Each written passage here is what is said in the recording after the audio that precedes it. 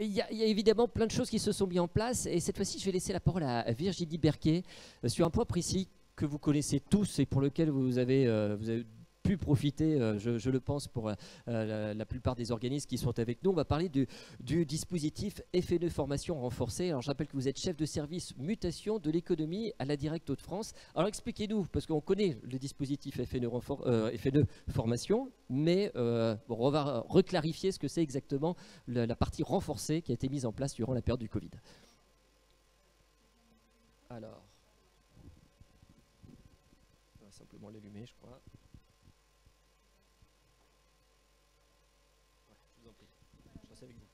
Oui, c'est parfait. Je pense que ça va se mettre en route. Bon, allez-y. Ça marche? Ça marche, c'est merveilleux.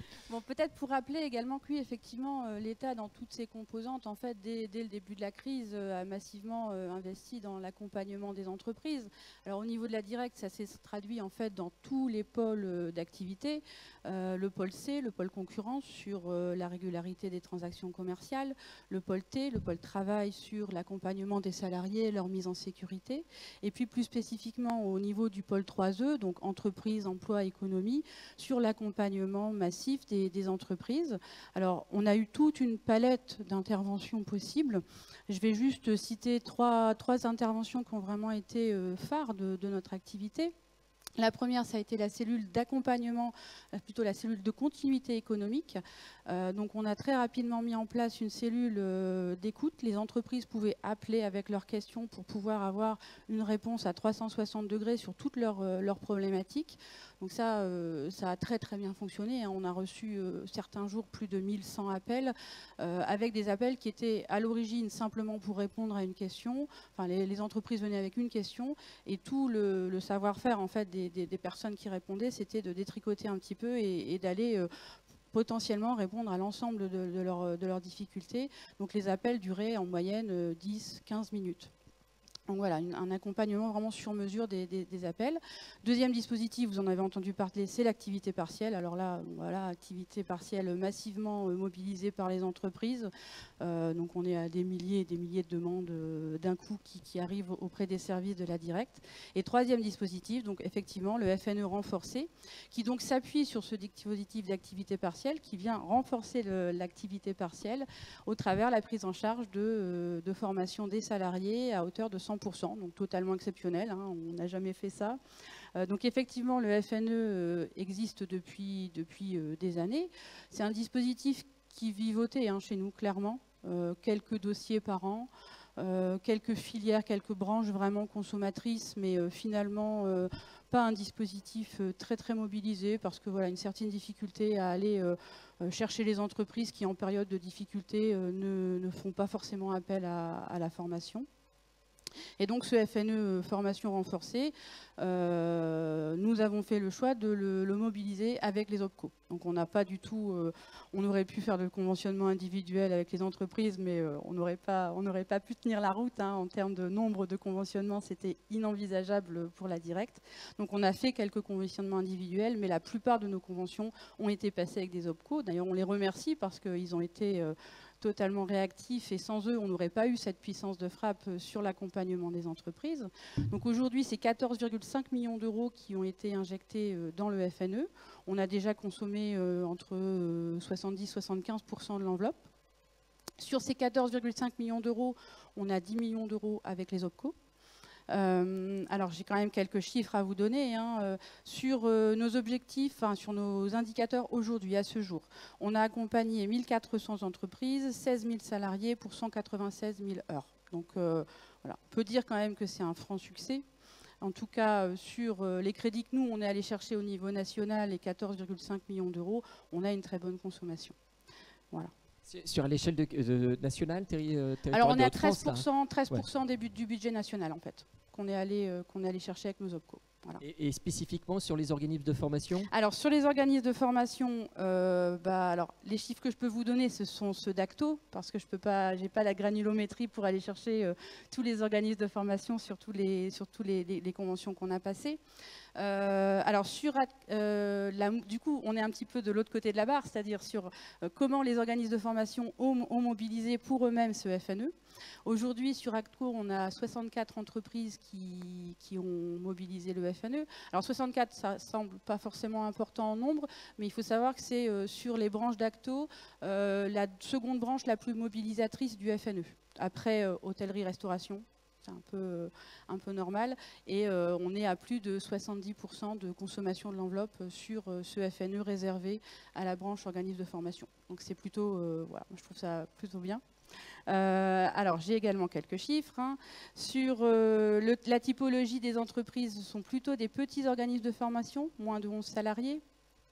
On a 194 dossiers au total. Donc le dossier, c'est, on va dire, programme de formation dans son ensemble, donc pour 64 entreprises. 8575 heures de formation. Et on est en moyenne sur des formations de 30 heures par participant pour un coût de 1 100 €. Donc voilà. En termes de coût, on est aussi raisonnable, c'est bien. Par rapport à la moyenne nationale, on est sur un coût qui est inférieur à la moyenne nationale, en tout cas la moyenne qui était affichée en août, donc c'est très positif. Voilà. Et puis peut-être sur les thématiques de formation qui ont été plébiscitées. Donc plus de 60% sont des thématiques vraiment cœur de métier. Donc ça c'est aussi très positif parce que ça veut dire qu'on a vraiment une montée en compétence sur le cœur de métier de l'organisme de formation. Donc avec des thématiques pédagogie, digital learning, la FEST. Et parmi ces 60%, 13% qui sont vraiment sur le digital, donc avec une anticipation, on l'espère, de la suite sur les différentes évolutions des organismes de formation. Alors moi je suis curieux de voir s'il y a des personnes parmi nous qui ont utilisé le dispositif formation, FNE formation renforcée. Levez la main un petit peu, celles et ceux qui sont dans la salle. Alors 1, 2, 3, 4, 5, 6 personnes, 7, 8. Ouais, une bonne partie, 10, je vois. Un bon 10-15% de la salle, très bien. Peut-être chez les organismes, je n'ai pas posé la question. Non, ce n'est pas le cas de M. Laby, chez M. Toilet non plus, mais on voit à quel point ça a été sollicité. J'ai eu plusieurs organismes pour la préparation qui m'ont dit effectivement que c'était quelque chose qui était vraiment bien accueilli. Est-ce qu'il y en a qui ne connaissaient pas du tout le dispositif quand même, qui le découvrent aujourd'hui ? Voilà, donc bon, ça va, c'est déjà un bon point, c'est que le dispositif est connu. Jusqu'à quand on peut profiter de ce dispositif et vous avez dit exceptionnel, hein, c'est la première fois qu'on met en place un tel dispositif. Oui, alors c'est jusque fin d'année, avec une petite réserve quand même sur les taux d'intervention qui pourraient être amenés à changer. Alors toutes les formations qui auront débuté avant le 1er octobre, on est certain qu'elles seront prises à 100%. Donc voilà, je vous invite, si vous avez des dossiers sous le coude, à les proposer. Alors pour être totalement transparente, on ne sait pas quel sera le FNE post-Covid, s'il y en aura un ou pas. Et il y a une audio cet après-midi à laquelle je ne peux pas assister malheureusement, lors de laquelle on pourrait avoir des informations. Voilà, donc, mais en tout cas, tout ce qui est engagé aujourd'hui, ce sera à 100% jusqu'à fin d'année.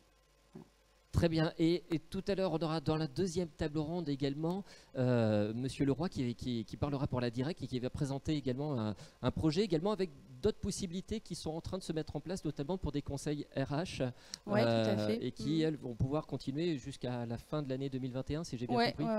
Oui, alors le conseil RH, peut-être que vous connaissez ou peut-être pas, c'est un dispositif classique de la Direct qui permet d'accompagner la montée, on va dire le développement des compétences RH des entreprises avec un financement à 50%. Ça, c'est le financement classique en conseil RH qui s'appuie sur le régime conseil, le régime général d'exemption par catégorie. Et donc effectivement, pour accompagner la reprise d'activité des entreprises, ce dispositif, de manière exceptionnelle également, est ouvert jusqu'à une prise en charge totale de 100%. Alors c'est potentiellement 100%, on n'est pas obligé d'aller à 100%, ça dépend du projet d'entreprise, ça dépend de la typologie d'entreprise, mais voilà, donc c'est un financement totalement exceptionnel. Et surtout sur les thématiques, pour ceux qui connaissaient les anciennes thématiques du conseil RH qui étaient vraiment... Il y avait vraiment un focus sur les RH. Là, elles sont ouvertes. Donc, c'est à la fois la reprise, l'organisation. Ça peut même être des diagnostics, on va dire, un peu stratégiques, financiers, si ça s'accompagne de questions et de problématiques RH.